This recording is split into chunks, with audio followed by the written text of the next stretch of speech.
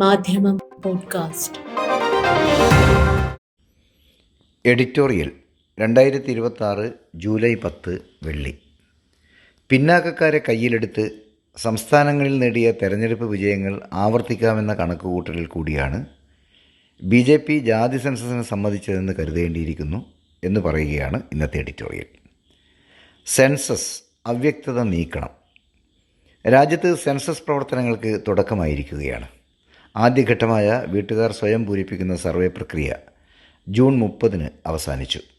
എന്യൂമറേറ്റർമാർ വീട് സന്ദർശിച്ചുള്ള കണക്കെടുപ്പ് സെപ്റ്റംബർ 30 വരെ തുടരും.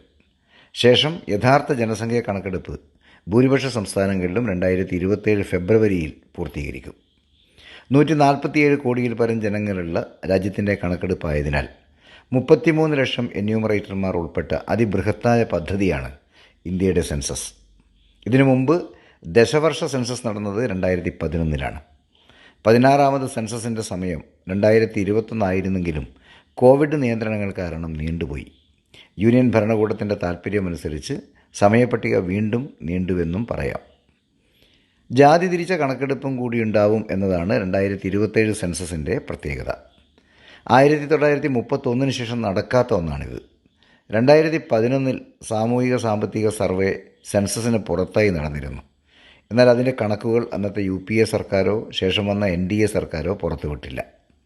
അന്ന് ജാതിയുടെ കള്ളി ഒഴിച്ചിട്ട് പൂരിപ്പിക്കാൻ നൽകിയപ്പോൾ ഭൂരിഭാഗവും ജാതി എന്ന് അവർ മനസ്സിലാക്കിയ പേരുകൾ നൽകിയത് കാരണം മൊത്തം 45 ലക്ഷം ജാതികളുടെ പട്ടികയാണ് കിട്ടിയതത്രേ.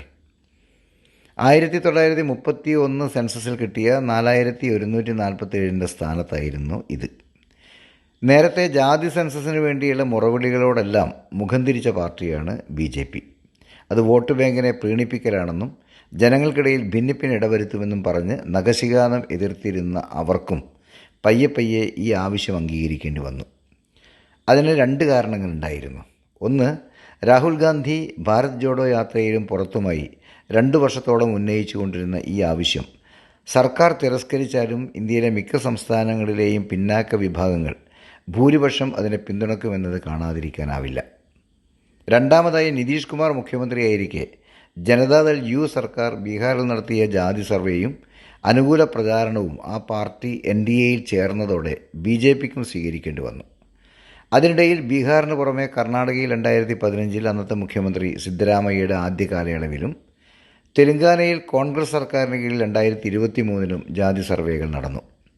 നേരത്തെ BJPയും ഔദ്യോഗികമായി മോദി സർക്കാരും ജാതി കണക്ക് സെൻസസിൽ ഉൾപ്പെടുത്തുന്നതിനെതിരായിരുന്നു. 2021 ഫെബ്രുവരിയിലും 2023 ജൂലൈയിലും കേന്ദ്ര ആഭ്യന്തര സ്റ്റേറ്റ് മന്ത്രി നിത്യാനന്ദ റായ് പാർലമെൻറ്റിനെ അറിയിച്ചത് ജാതി വിവരങ്ങൾ സെൻസസിൽ ഉൾപ്പെടുത്തില്ല എന്നായിരുന്നു. കഴിഞ്ഞ സെപ്റ്റംബറിൽ കേന്ദ്രം സുപ്രീം കോടതിയെ അറിയിച്ചതും ഒരു നയമെന്ന നിലയിൽ 1951 ശേഷം ജാതി തിരിച്ചുള്ള കണക്കെടുപ്പ് ഉപേക്ഷിക്കപ്പെട്ടതാണ് എന്നായിരുന്നു. എന്നാൽ ബീഹാറിന് പുറമെ ഉത്തർപ്രദേശ്, മധ്യപ്രദേശ്, ഛത്തീസ്ഗഡ് തുടങ്ങിയ സംസ്ഥാനങ്ങളിലും ജാതി മേധാവിത്വവും അതിനെതിരെ പിന്നാക്ക പാർശ്വവൽകൃത വിഭാഗങ്ങളുടെ ഐക്യപ്പെടലും നടക്കുന്നുണ്ടായിരുന്നു. അതിനെ ചെറുത്ത് തോൽപ്പിക്കുക എന്നതാവും BJPയുടെ ജനിതക ഭാവത്തിന് ചേരുക. അതത്ര എളുപ്പമല്ലാത്തതിനാലും പിന്നാക്കക്കാരെ കയ്യിലെടുത്ത് സംസ്ഥാനങ്ങളിൽ നേടിയ തെരഞ്ഞെടുപ്പ് വിജയങ്ങൾ ആവർത്തിക്കാമെന്ന കണക്കുകൂട്ടലിലും BJP ജാതി സെൻസസിന് സമ്മതിച്ചു എന്ന് വേണം കരുതാൻ. മൊത്തമായി നോക്കിയാൽ കോൺഗ്രസ് നയിക്കുന്ന ഇന്ത്യ മുന്നണിയുടെ ജാതി സെൻസസ് വാദത്തിൻ്റെ മുനയൊടിക്കുകയാണ് BJP തന്ത്രം. എന്തെല്ലാം മാനദണ്ഡങ്ങൾ വെച്ചാവും ജാതി തരംതിരിവ് നടത്തുക എന്ന നിർണായകമായ ചോദ്യത്തിന് കൃത്യമായ യൂണിയൻ സർക്കാർ ഉത്തരം നൽകുന്നില്ല. അവസാനത്തെ കണക്കനുസരിച്ച് 1170 പട്ടികജാതി വിഭാഗങ്ങളും 890 പട്ടിക വർഗങ്ങളും 2650 മറ്റ് പിന്നാക്ക ജാതിക്കാരുമാണ് രാജ്യത്തുള്ളത്. ഇതിനു പുറമെ സംസ്ഥാന സർക്കാരുകളുടെ പട്ടികകൾ വേറെയും. ഇതിലെ അവ്യക്തത നീക്കാൻ വിശാലമായ ചർച്ചയ്ക്ക് പ്രതിപക്ഷം ആവശ്യപ്പെട്ടതാണ്. സർക്കാരിന് സെൻസസ് ചോദ്യങ്ങളുടെ കരട് പ്രസിദ്ധീകരിക്കാനോ പൊതുമണ്ഡലത്തിൽ നിർദ്ദേശങ്ങൾ ക്ഷണിക്കാനോ ഉദ്ദേശമുണ്ടോ എന്ന് പാർലമെൻറ്റിൽ രാഹുൽ ഗാന്ധി തിരക്കുകയും ചെയ്തു. അതിന് മന്ത്രി നിത്യാനന്ദ റായ് പറഞ്ഞ മറുപടി കരട് സെൻസസ് ചോദ്യാവലിയുടെ പ്രായോഗികത മുൻകൂട്ടി പരിശോധിക്കുകയും 150 വർഷമായി നടന്ന സെൻസസ് അനുഭവത്തിൻ്റെ പാഠങ്ങൾ പരിഗണിക്കുകയും ചെയ്തിട്ടുണ്ട് എന്നാണ്. കോവിഡ് മഹാവ്യാധി കഴിഞ്ഞിട്ടും ഇത്ര വൈകിയതിനെക്കുറിച്ച ചോദ്യങ്ങളോടും ഇതുപോലെ തന്നെയാണ് കേന്ദ്രം പ്രതികരിച്ചത്. 2025 ജൂണിൽ ആകെ പറഞ്ഞത് ജനസംഖ്യാ സെൻസസും ജാതി കണക്കെടുപ്പും ഒന്നിച്ച് 2 ഘട്ടങ്ങളിലായി നടത്തി 2027 ഫെബ്രുവരി അവസാനത്തോടെ പൂർത്തിയാക്കും എന്നു മാത്രമാണ്. മൊത്തത്തിൽ ചില അവ്യക്തതകളും സംശയങ്ങളും ബാക്കി വെച്ച് തന്നെയാണ് കേന്ദ്ര സർക്കാർ 2027 സെൻസസ് നടപടികളുമായി മുന്നോട്ട് പോകുന്നത്.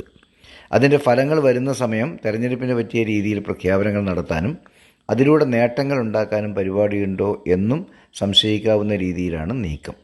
കൃത്യമായ ഒരു റോഡ് മാപ്പ് പൗരസഞ്ചയത്തിന് മുന്നിൽ വെച്ചെങ്കിലേ രാജ്യത്തിൻ്റെ ഭരണക്ഷേമ പ്രവർത്തനങ്ങൾക്ക് അടിസ്ഥാനമാവേണ്ട ജാതി വിവരങ്ങൾ ഉൾപ്പെട്ട ജനസംഖ്യാ കണക്കെടുപ്പിൻ്റെ സ്വഭാവം എന്തെന്ന് അവർക്ക് ബോധ്യപ്പെടൂ. മാധ്യമം പോഡ്കാസ്റ്റ്.